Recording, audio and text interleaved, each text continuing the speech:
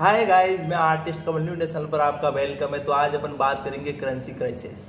क्या है currency crisis? रुपया लगातार गिर रहा है और इसी बीच नरेंद्र मोदी जी का 2013 का वीडियो वायरल हो रहा है। उसके बारे में बात करेंगे। पहले इस वीडियो को देखिए। मैं शासन में बैठा हूं, मुझे मालूम है इस प्रकार से रुपया इतनी तेजी से गिर नहीं सकता। अरे ये नेपाल का रुपया नहीं गिरता है, बांग्लादेश की करेंसी नहीं गिरती है, पाकिस्तान की करेंसी नहीं गिरती, श्रीलंका की करेंसी नहीं गिरती। क्या कारण है हिंदुस्तान का रुपया? आपने वीडियो को देखा होगा। इस वीडियो में प्राइम मिनिस्टर मोदी साहब ने रुपीज गिरने का रीजन दिल्ली बताया, वह दिल्ली में बैठे हुए लोग बताया है। तो इंडियन रुपीज आज के टाइम में अपने लोएस्ट पॉइंट पर है, $90 के आसपास चला गया है। अगर बात करें प्राइम मिनिस्टर नरेंद्र मोदी जी की, तो ये प्राइम मिनिस्टर 2014 में अपने प्राइम मिनिस्टर नरेंद्र मोदी जी बने थे। और उसके बाद अगर रेगुलर देखा जाए ना, तो हर साल एवरेज 3 से 4% इंडियन रुपीज में गिरावट आई है। यानी इंडियन में करेंसी क्राइसिस 2014 से क्या शुरू हो गया था। ये पॉइंट जानने का और सोचने का पॉइंट है कि Indian prime minister Narendra Modi ji के 2014 के प्राइम मिनिस्टर बनने के बाद से इंडिया रुपीज लगातार 3 से 4% एवरेज हर साल गिर रहा है।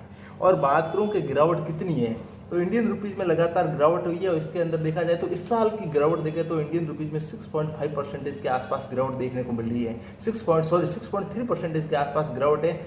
और आप देख लेना, इंडियन रुपीज अपने लो पे लो बनाता जा रहा है। आज के टाइम में इंडियन रुपीज लोवेस्ट पॉइंट पर है। अपना सबसे लोवेस्ट पॉइंट है 90 रुपये, 91 रुपये के आसपास, 91 रुपये के आसपास बढ़ा है $1।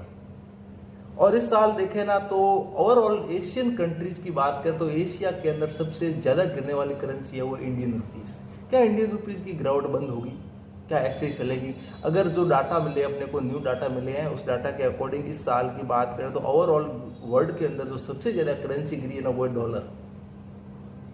तो मैंने इस डॉलर को और इंडियन रुपीज़ और अदर कंट्रीज के ऊपर रिसर्च किया है कि इंडियन रुपीज में इतनी गिरावट क्यों है। तो मैंने देखा है कि जो कंट्रीज टैरिफ के अंदर जूझ रही है, उन कंट्रीज में लगभग रुपीज में, उसके करेंसीज में गिरावट देखने को मिली है। अगर बात करें रुपीज की तो 6.3% के आसपास, डॉलर में 9.5% के आसपास गिरावट आई है। अगर बात करें पेसो मैक्सिको की तो 5.1% के आसपास गिरावट आई है। सबसे मजबूत यानी कौन सी करेंसी है जिसमें मजबूती देखने को मिली है, जिसमें पावर देखने को मिली है, तो सबसे ज़्यादा यूरोपियन संघ की कंट्रीज है, जिसमें 7.5% के आसपास ग्रोथ देखने को मिली है। अगर ऑस्ट्रेलियन डॉलर की बात करें, उसमें भी 5.1% के आसपास मजबूती देखने को मिली है। तो क्या इंडियन रुपीस में गिरावट जारी रहेगी? क्योंकि इंडियन रुपीस अपने लोवेस्ट पॉइंट पर आए हैं आज के समय में। और इसके लिए कौन जिम्मेदार है? अगर बात करें सोशल मीडिया की, तो ये बीजेपी को जिम्मेदार बताया जा रहा है। सारा का सारा क्लेम बीजेपी पे डाला जा रहा है।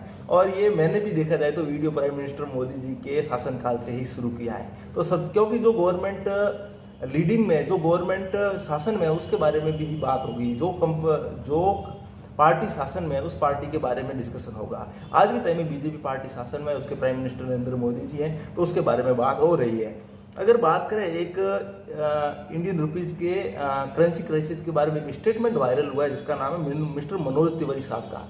और उन्होंने कहा है कि इंडियन रुपीज़ के डॉलर में गिरावट आने से अपने को क्या मतलब है, अपना काम इंडियन रुपीज़ में हो रहा है, डॉलर से अपने को क्या मतलब है।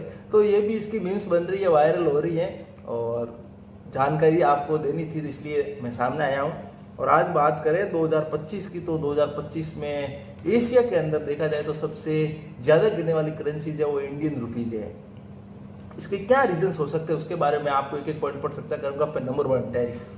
ट्रंप का टैरिफ जब से ट्रंप ने टैरिफ का ऐलान कर रखा है, तब से जो कंट्रीज इसके सपेट में आई है, उनकी करेंसीज में गिरावट देखने को मिली है। और इंडियन करेंसीज का भी वही हुआ है, क्योंकि इंडियन एक्सपोर्ट की बात करें तो ट्रंप के टैरिफ के बाद इंडियन का एक्सपोर्ट यूएसए में 30 to 40% के आसपास कम हो गया।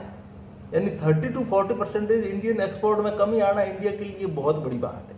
और इसीलिए इंडिया की करेंसी का जो गिरना, जो रुपीज़ का गिरना है ना, उसके अंदर टैरिफ का बहुत बड़ा हाथ है। दूसरी बात करें तो इंडियन मार्केट, शेयर मार्केट में एफआईज की बिकवाली, एफआईज लगातार अपनी बिकवाली कर रहे हैं। पिछले 2 मंथ की बात करें तो इन्होंने 1.5 लाख करोड़ से ज़्यादा की बिकवाली कर ली है। 1.5 लाख करोड़ कम नहीं होता है। अगर इंडिया के बात करें दिल्ली, राजधानी दिल्ली की, तो वहाँ का एक साल का खर्चा 1 लाख करोड़ ही है। और इन्होंने बिकवाली कर ली 1.5 लाख करोड़ की। तो ये रुपीज़ कम नहीं है। फिर भी देखा जाए तो शेयर मार्केट, स्टॉक मार्केट, अपने निफ्टी, बैंक निफ्टी में इतना बड़ा कोई क्रैश देखने को नहीं मिल रहा है कि जितनी बड़ी गिरावट आई है। तो इसका क्या रीजन सोचता है? इसके भी एक रीजन से नहीं, दो रीजन से। एक नंबर डीआईज की खरीदारी। डीआईज कौन से होते हैं? पहला पॉइंट तो जो डोमेस्टिक इन्वेस्टर होते हैं, जो इंडिया के रिटेल इन्वेस्टर होते हैं, उनके ज़्यादा होता है। जैसे जैसे एफआईज की बिकवाली होती है उससे ज़्यादा तो डीआईज खरीद रहे हैं। नंबर 1 पॉइंट तो डीआईज शेयर मार्केट को रोक रहे हैं। नंबर 2 सबसे इंपॉर्टेंट है एसआईपी, म्यूचुअल फंड में जो एसआईपी चल रही है इंडिया के अंदर, एवरेजन देखे ना पिछले 2-3 मंथ की, तो 25,000 से लेकर के 30,000 करोड़ तक की एसआईपी चल रही है, पर मंथ एसआईपी चल रही है। तो ये 2 पॉइंट्स ऐसे हैं जो इंडियन मार्केट को स्ट्रांग बना रहे, मजबूत बना रहे। अगर एफआईज वापिस आ गए इंडियन मार्केट, तो इंडियन मार्केट डबल स्पीड से भागेगा, ये ध्यान रखना, क्योंकि मार्केट अभी भी मजबूत है। अभी इंडिया की बात करें, इंडिया एक कंट्री नहीं रहा है, इंडिया के लोग पुराने वाले लोग नहीं रहे, इंडिया का लोगों का भी इन्वेस्टमेंट की तरफ रुख हुआ है, इंडिया के लोग इन्वेस्टमेंट की तरफ बढ़ रहे हैं। इसीलिए एफआईज की बिकवाली के बाद भी बैंक निफ्टी और इंडियन मार्केट का मजबूती के साथ खड़ा रहना ही इंडिया के लोगों की एक पावर है। नंबर 3 कि इंडियन मार्केट की बात करें तो रुपीज में रिकवरी की क्या हो सकती है? तो एक नंबर 1 ये बने आरबीआई का रिजर्व। इंडिया के पास इंडियन आरबीआई के पास $700 बिलियन के आसपास का रिजर्व है, जो एक मजबूत पावरफुल रिजर्व है। अगर बात करें इंडियन इकोनॉमी दुनिया की सबसे ग्रोथ इकोनॉमी, लार्जेस्ट बात करें ग्रोथ करने वाली इकोनॉमी है, जिसकी इस क्वार्टर की रेट देखें तो 8.22% के साथ ग्रोथ कर रही है। तो इंडिया एक पावरफुल इकोनॉमी के क्या पॉजिटिव हो सकते हैं? पॉजिटिव्स की बात करें इंडियन रुपी से, पॉजिटिव भी पॉइंट्स है, क्या पॉजिटिव हो सकते हैं? पॉजिटिव क्या हो सकते हैं? पॉजिटिव नंबर 1 कि इंडियन रुपीज की गिरावट से इंडिया के अंदर कम पैसों में इंडिया में घूमा जा सकता है, और जिससे इंडिया के अंदर टूरिज्म की आवागमी बढ़ेगी। और इसके लिए आपको इवेंट मैनेजमेंट से संबंधित चीज़ों को सीखना होगा, क्योंकि इंडिया के अंदर मैनेजमेंट से रिलेटेड जो इशू चल रहे हैं ना, वो बहुत ही बड़े हैं। अगर बात करें लेटेस्ट इशू की, तो मेसी का इंडिया में आना और कलकत्ता में जो स्टेडियम में इशू चला था, और बैक जाए थोड़े तो आईपीएल का जो सीजन था, जिसमें आरसीबी की जीत के बाद में जो बेंगलुरु में घटना हुई है, उससे पहले जाए तो अमृतसर, ठीक है ना, ट्रेन डिजास्टर वाली घटना। तो इंडिया के अंदर ये मैनेजमेंट को सीखना बहुत इंपॉर्टेंट है, क्योंकि अगर आने वाले कॉमनवेल्थ गेम में इंडिया मेजबानी करने वाला है, तो उसके लिए इन छोटे छोटे इश्यूज को हाईलाइट करके इसके ऊपर काम करना पड़ेगा, और इंडिया इसके लिए काम करेगा, क्योंकि हमें इंडिया पे मजबूती से भरोसा है। अगर बात करें मेरे अकॉर्डिंग इंडियन करेंसी की, तो इंडियन करेंसी में एक मजबूती आएगी, लेकिन उसके लिए इंडियन करेंसी को एक स्टेबिलिटी बनानी पड़ेगी। जैसे 90 रुपये के आसपास अगर इंडियन रुपीज स्टेबिलिटी बनाता है, तो धीरे धीरे इंडियन रुपीज में रिकवरी आने की प्रबल संभावना रहेगी, क्योंकि इंडिया दुनिया की लार्जेस्ट ग्रोथ वाली इकोनॉमी है और ज़रूर आगे बढ़ेगा। आज की वीडियो के लिए धन्यवाद।